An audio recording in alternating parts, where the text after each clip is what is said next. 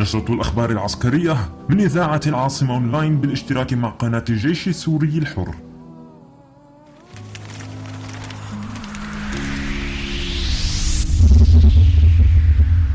إسقاط طائرتين في ريف دمشق وتحرير حاجز عقربة على طريق مطار دمشق الدولي. الجيش السوري الحر يتقدم لحصار مطار منج العسكري ويشكل لواء يوسف العظمى في حلب. تعزيزات عسكرية للجيش الحر في دير الزور واستهداف حاجز وثكنة في درعا. تحرير المدرسة الشرقية في حماة وضرب تجمعات قوات الأسد في حمص واللاذقية. الجيش الحر يعتب دبابتين في إدلب ويعلن عن صاروخ محلي الصنع في ريف دمشق. نشرة الأخبار العسكرية عن كافة المناطق السورية ليوم الثلاثاء تأتيكم من إذاعة العاصمة أونلاين بالاشتراك مع قناة الجيش السوري الحر. يقرأها عليكم ويس العمر وريم الدمشقي.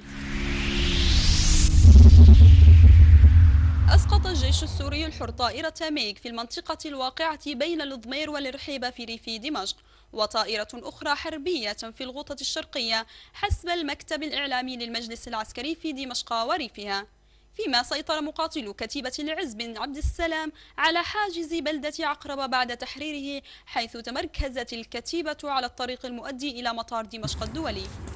ريف دمشق مدينة عقربة. طائرة كتيبة العز بن عبد السلام يرابطون على مدخل مدينة عقربة الرئيسي.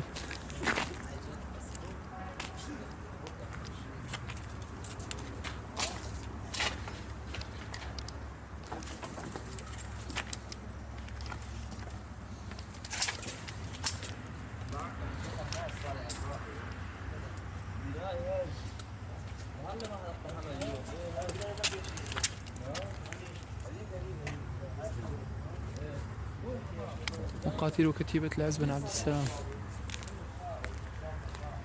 ينتشر. أعلنت سرايا المقاتلين الأحرار العاملة في وادي بردة عن تشكيل كتيبة جند الله التابعة لتجمع أنصار الإسلام بريف دمشق، معلنين في بيان القسم التزامهم بمبادئ الثورة حتى انتصارها. بسم الله الرحمن الرحيم.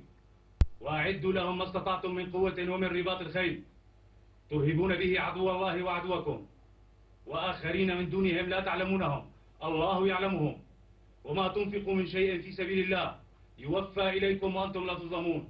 صدق الله العظيم. أيها الشعب السوري البطل، نحن سرايا المقاتلين الأحرار في وادي بردة نعلن عن تشكيل كتيبة جند الله التابعة لكتائب الصحابة تجمع أنصار الإسلام. من هذا المقام نتعهد أمام الله وأمام الشعب السوري الجريح أننا سنواصل قتالنا ونضالنا مهما تعددت أسماؤنا وتسمياتنا، فهي رص للصف وجمع للكلمة بإذن الله، والله على ما نقول شهيد.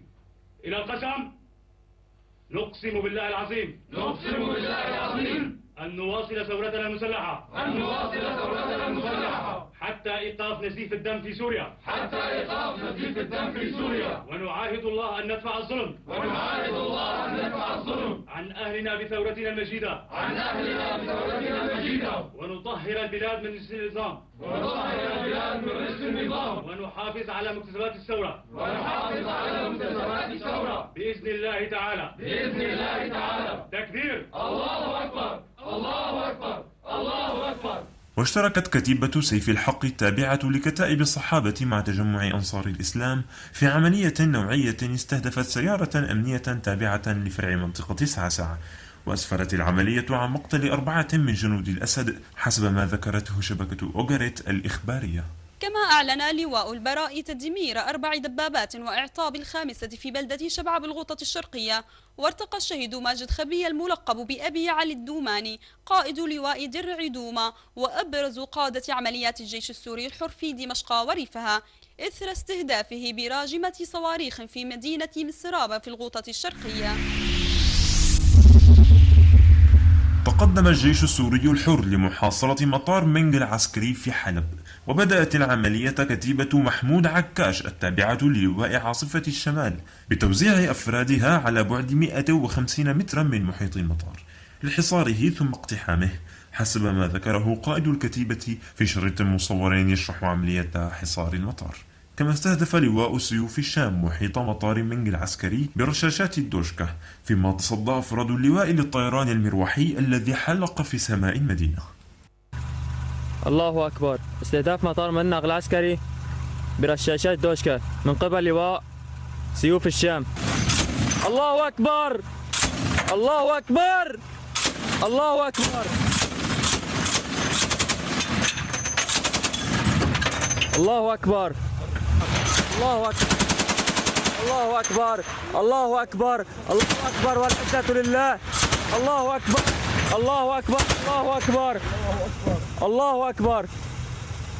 أبطال سيوف الشام، أبطال سيوف الشام تتصدى للطيران المروحي في مدينة منق. الله أكبر، الله أكبر، الله أكبر، الله أكبر، الله أكبر، الله أكبر، والعزة لله. أعلن عن تشكيل لواء يوسف العظمة التابع لألوية عمرو بن العاص، والذي يضم 7 كتائب من مقاتلي الكرد والتركمان العاملين في حلب وريفها، مؤكدين عزمهم الاستمرار بتحرير المناطق الشمالية ثم سوريا كاملة تحت راية الجبهة الشمالية للجيش السوري الحر. الرحمن الرحيم. يا أبناء وبنات شعبنا السوري العظيم، الوطن ينادينا، ودماء الشهداء ودموع الأمهات واليتامى تصرخ فينا. إن يد الله مع الجماعة. إن كتائبنا المقاتلة من أبناء الكرد والعرب والتركمان في محافظة حلب قد اتحدت لتشكيل لواء يوسف العظمة، أحد ألوية عمرو بن العاص المقاتلة في الجيش السوري الحر. يتألف اللواء من الكتائب الكردية التالية: كتيبة يوسف العظمة، كتيبة شهداء قباسين، كتيبة صلاح الدين الأيوبي في ريف الباب، كتيبة الناصر صلاح الدين في حلب، كتيبة نسور كوباني، كتيبة شيخ الشهداء معشوق الغزنوي، كتيبة سيف الحق. إننا نقسم أننا على خطى الشهيد مصطفى الحجي ابن قباسين، ومحمد عثمان ابن ثرفعت، وولاد حسي ابن عين العرب، ونعلن انضوائنا تحت قيادة الجبهة الشمالية للقتال من أجل تحرير كامل تراب الوطن السوري من عصابات الأسد، وبناء وطن واحد لكل أبناء شعبنا السوري العظيم بكل مكوناته وأديانه وطوائفه، والله ولي التوفيق. عاشت سوريا حرة أبية، عاشت جيش السوري الحر، جيش سوريا الوطني. تكبير.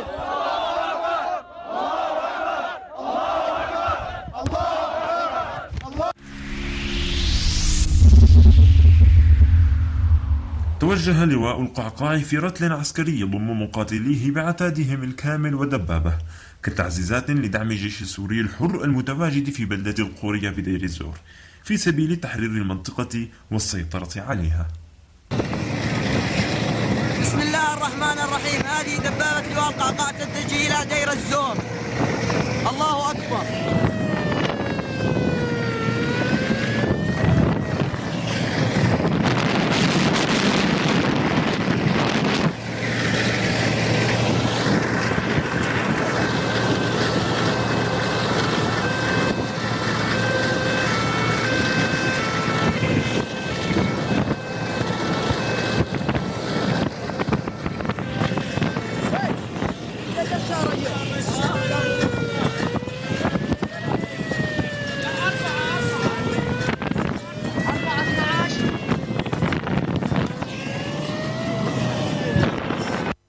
واشتركت كتائب المجاهدين والمهام الخاصة 18 من آذار مع سرية عمر بن الخطاب التابعة لكتائب أحرار الشام في الهجوم على حاجز منطقة الحرش بمدينة درعا، فألحقت خسائر في الأرواح والمعدات بين صفوف كتائب الأسد، ومن ثم انسحب عناصر الجيش الحر دون اقتحام الحاجز لشدة القصف الصاروخي والمدفع الذي استهدف المنطقة. كما سيطرت كتيبة المعتز بالله على ثكنة عسكرية بمدينة طفص في حوراء طهران، وقتلت العشرات من جنود الأسد فيها، فيما قنص مقاتلو كتيبة عبد الله بن عمر 2 من عناصر الأسد المتمركزين على طريق السد في درعا، حسب ما أوردته شبكة أوغاريت الإخبارية.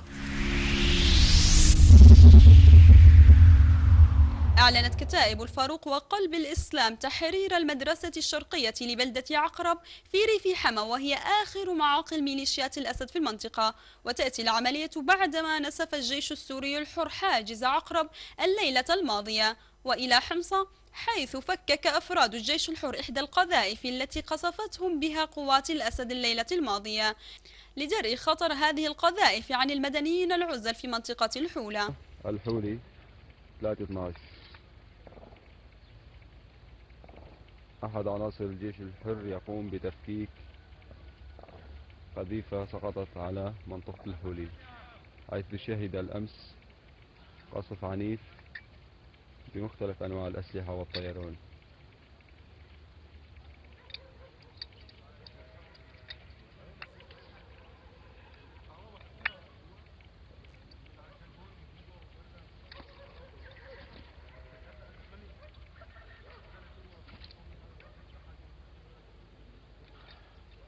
وقصف الجيش السوري الحر بقذائف الهاون تمركزا لقوات الأسد في قرية بيت ملق في جبل التركمان باللاذقية، كما استهدفت كتيبة شهداء دير بعلبة بحمص تجمع جنود الأسد عند حاجزي 60، وارتقى شهيد من الجيش السوري الحر برتبة رقيب أول منشق خلال اشتباكات دارت في تلكلخ وفق شبكة أوغاريت الإخبارية.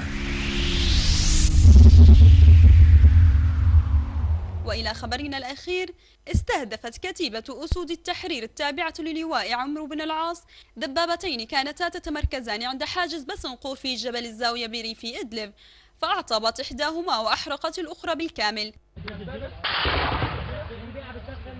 جبل الإسلامي لتحرير سوريا اليوم عمرو بن العاص، إطار دبابتين واحتراق إحداهما. حاجز بسنقول جبل الزاوية مدينة إدلب. كما أعلن لواء البراء العامل في دمشق وريفها عن صاروخ البراء محلي المصدر وهو من صنع أفراد اللواء. بسم الله الرحمن الرحيم. تم بعون الله تعالى تصنيع صاروخ محلي الصنع، صاروخ البراء. يتكون صاروخ البراء من الحشوة المتفجرة، الحشوة الدافعة، الأجنحة الخلفية أجنحة التوجيه، منصب إطلاق الصاروخ.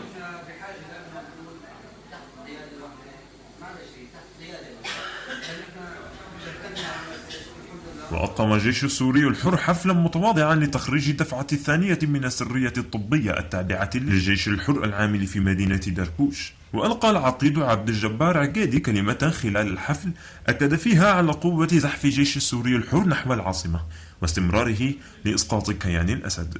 الجيش الحر حقيقة هم محسوبون علينا في الجيش الحر، ولكن حقيقة هم أعداء أكثر من بشار الأسد، لا أريد أن أسميهم. يحاربون في المال ويحاربون في الذخيرة، لا يعطون أبدا. منكم منذ 3 أشهر لم يصلنا إلا القليل، ما وصلنا من الذخيرة لا يكفي لمعركة واحدة. ما وصلنا من الذخيرة خلال 3 أشهر الماضية والله لا يكفينا لمعركة واحدة، ولكن الله سبحانه وتعالى هو عميهية وهو عميهنا بالذخيرة وبالسلاح وبالقوة. قريبا إن شاء الله سنكون جميعا متجهين إلى دمشق. لا أقول كما قال أخي أبو محمود باتجاه آخر، لا، سنكون متجهين باتجاه دمشق إن شاء الله لتحرير دمشق من هذه العصابة.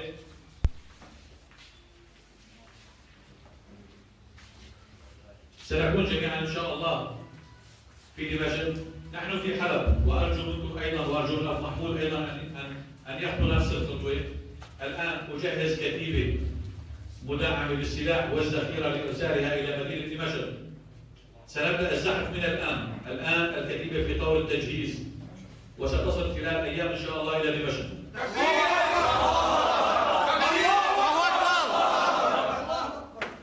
سنكون جميعا في دمشق إن شاء الله قريبا جدا.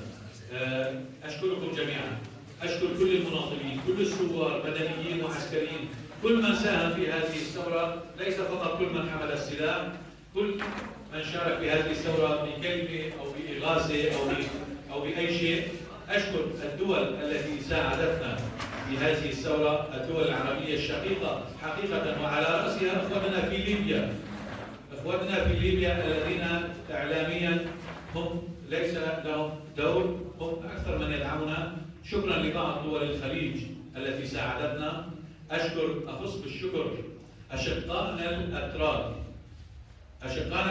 الذين كان لهم دور كبير في هذه الثورة وفي مساعدة أهلنا باللاجئين وإغاثة وكثير من الأمور التي لا نستطيع ذكرها إلى الإعلام، ولكن حقيقة كانوا لنا أخوة وكانوا لنا سندا وعونا في هذه الثورة. وأقول للعالم أجمع، للعالم الذي يدعي التحضر ويدعي المساندة الإنسانية هو كاذب، هو لا يساند الإنسانية، هو يساند من يقتلنا. يرون شلالات الدم في سوريا، يرون الدمار والقتل والتدمير، ويقفون مكتوفين الأيدي ولا يتكلمون بأي كلمة، على العكس تماما يساندون النظام. ولكن أقول كلمة أخيرة، الشعب السوري العظيم لن ينسى، لكل الشعوب لن ينسى من وقف إلى جانبه. معروف الشعب السوري في عرفانه بالجميل، ولكن بنفس الوقت لن يسامح كل من وقف ضد ثورته، لن يسامح كل من ساهم في قتل هذا الشعب السوري، إن كانوا من الدول العربية أو روسيا أو الصين أو إيران أو الحكومة اللبنانية أو العراقية أو أي أحد. الشعب السوري العظيم سينتفض أو انتفض، ولكن بعد التحرير بإذن الله. لا أريد أن أطيل عليكم كثيرا. نحن هذه العقول التي كان يحجمها هذا النظام ولا يسمح لها بالتفكير وبالظهور أصبحت الآن حرة. بدأنا بتصنيع الصواريخ والسلاح وبفضل الله تعالى وبإمكانيات بسيطة جدا في مدينة حلب وفي الريف الحلبي. وأقول بأن سوريا خلال سنتين بإذن الله بعد سقوط هذا النظام ستكون أفضل من دبي وأفضل من أبو ظبي، وستكون أفضل من كل دول العالم، ستكون في مصاف الدول المتقدمة بفضل هذه العقول وهؤلاء الأبطال بإذن الله تعالى.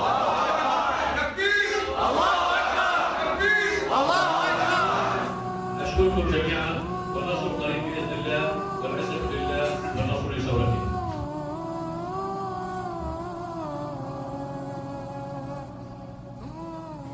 هذا كل ما لدينا في نشرة الأخبار العسكرية لهذا اليوم من إذاعة العاصمة أونلاين بالاشتراك مع قناة الجيش السوري الحر. كان معكم في الإعداد مها الشامي وفي التدقيق كريم عثمان. نشكر لكم حسن استماعكم، والسلام عليكم ورحمة الله وبركاته.